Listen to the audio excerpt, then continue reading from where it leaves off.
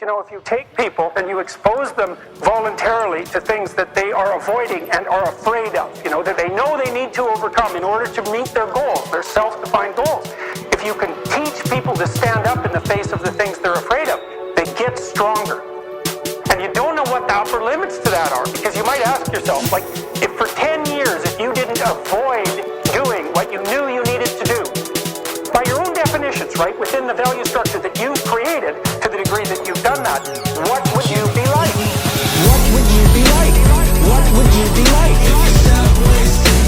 What would you be like? What would you be like? What would you be like? What would you be like? There are remarkable people who come into the world from time to time, and there are people who do find out over decades-long periods what they could be like if they were who they were. If they spoke their being forward, and they get stronger and stronger and stronger, and we don't know the limits to that. We do not know the limits to that. And so you could say, well, in part, perhaps the reason that you're suffering unbearably can be left at your feet, because you're not everything you could be, and you know it. You know it. You know it. Because you're not everything you could be, and you know it. You know it. You know it. What would you be like? What would you be like? What would you be like? What would you be like? What would you be like? What would you be like? And of course, that's a terrible thing to admit, and it's a terrible thing to consider, but there's real promise in it, right? Because it means that perhaps there's another way that you could look at the world and another way that you could act in the world. So what it would reflect back to you would be much better than what it reflects back to you now. Imagine that many people did that. We've done a lot as human beings. We've done a lot of remarkable things. And I told you already today, for example, about 250,000 people will be lifted out of abject poverty. We're lifting people out of poverty collectively at a faster rate that's ever occurred in the history of humankind by a huge margin. So there's inequality developing in many places, and you hear lots of political agitation about that. But overall, the tide is lifting everyone up, and that's a great thing. We have no idea how fast we can multiply that if people got their act together and really aimed at it. If people got their act together and really aimed at it. What would you be like? What would you be like? What would you be like? What would you be like? What would you be like? What would you be like? What would you be like? What would you be like? What would you be like? What would you be like? What would you be like? What would you be like?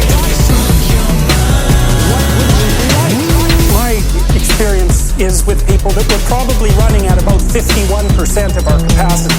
I often ask how many hours a day you waste or how many hours a week you waste. The classic answer is something like 4 to 6 hours a day. Inefficient studying, watching things that not only do you not want to watch, that you don't even care about, that make you feel horrible about watching after you're done. That's probably 4 hours right there. Well, that's 25 hours a week. It's 100 hours a month. That's 2.5 full work weeks. It's half a year of work weeks per year. You're wasting $50,000 a year, and you are doing that right now. And so if your life isn't everything it could be, you could ask yourself, what would happen if you just stopped wasting the opportunities that are in front of you? You'd be, who knows how much more efficient, 10 times more efficient, 20 times more efficient. You have no idea how efficient people get. It's completely, it's off the charts. What would you be like? What would you be like?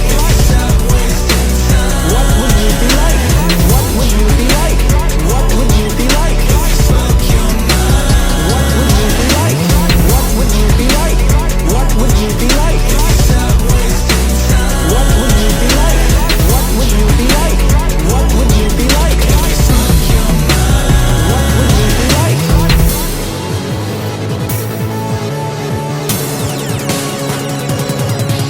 Well, and if we all got our act together collectively and stop making things worse, because that's another thing people do all the time.